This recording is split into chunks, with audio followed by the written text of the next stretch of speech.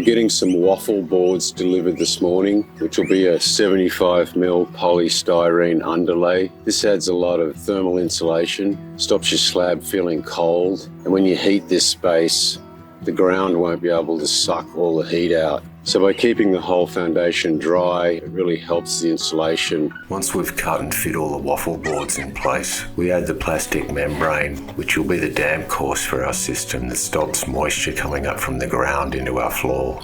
The final step in our preparation for concreting is adding the reinforcement steel and then fit it in place in preparation of our concrete pour. One of the important parts of a concrete pour is to get all the concrete into the designated form in one pour in one day. To help achieve this, I've got two guys helping me on this pour. Chris is focusing on mixing the concrete and delivering it in the wheelbarrow, and Bazza is agitating the concrete through the mesh into the form.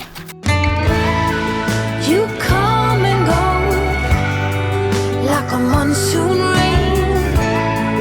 You have